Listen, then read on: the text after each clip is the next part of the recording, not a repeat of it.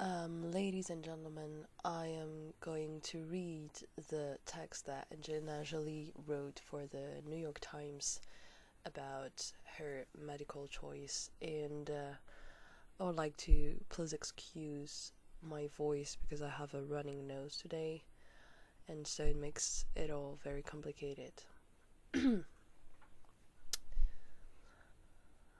My mother fought cancer for almost a decade and died at 56. She held out long enough to meet the first of her grandchildren and to hold them in her arms. But my other children will never have the chance to know her and experience how loving and gracious she was. We often speak of Mommy's mommy, and I find myself trying to explain the illness that took her away from us. They have asked if the same could happen to me. I've always told them not to worry, but the truth is I carry a faulty gene, BRCA1, which sharply increases my risk of developing breast cancer and ovarian cancer. My doctors estimated that I had an 87% risk of breast cancer and a 50% risk of ovarian cancer, although the risk is different in the case of each woman. Once I knew that this was my reality, I decided to be proactive and to minimize the risk as much as I could. I made a decision to have a preventive double mastectomy.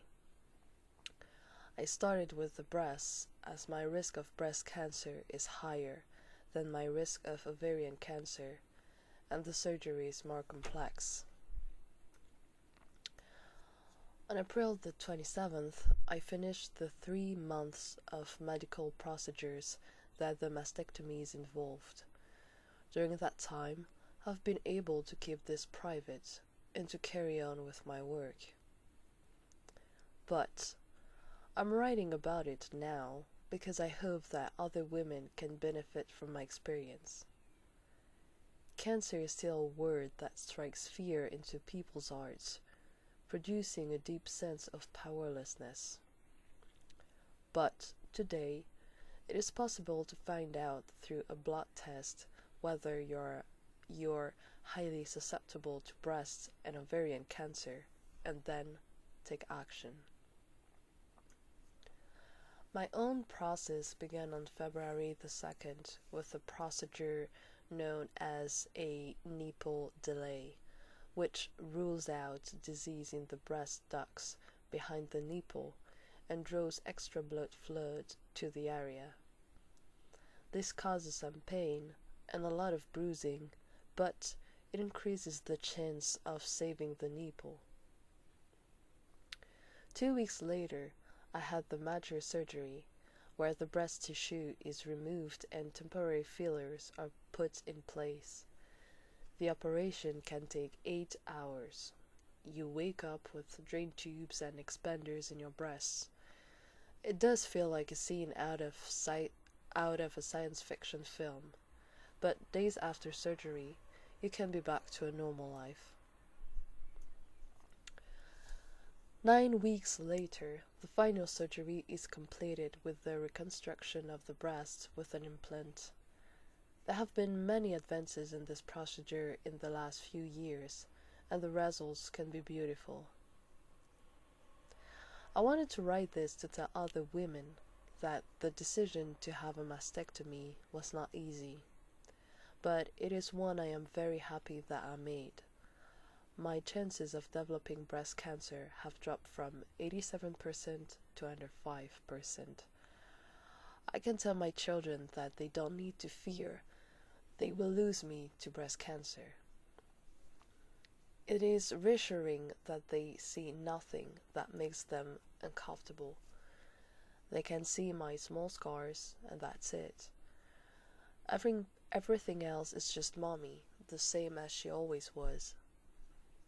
And they know that I love them, and will do anything to be with them as long as I can. On a personal note, I do not feel any less of a woman. I feel empowered that I made a strong choice that in no way diminishes my femininity. I'm fortunate to have a partner, Brad Pitt, who is so loving and supportive. So, to anyone who has a wife or girlfriend going through this, know that you are a very important part of the transition. Brad was at the Pink Lotus Breast Center while was treated for every minute of the surgeries. We managed to find moments to laugh together. We knew this was the right thing to do for our family, and that it would bring us closer. And it has. For any woman reading this, I hope it helps you to know you have options. I want to encourage every woman, especially if you have a family history of breast or ovarian cancer, to seek out the information and medical experts who can help you through this aspect of your life and to make your own informed choices. I acknowledge that there are many wonderful holistic doctors working on alternatives to surgery. My own regimen will be posted in due course on the website of the Pink Lotus Breast Center. I hope that this will be helpful to other women. Breast cancer alone kills some 458,000 people each year, according to the World Health Organization, mainly in low and middle income countries. It has got to be a priority to ensure that more women get access to gene testing and life-saving preventive treatment, whatever their means and background, wherever they live.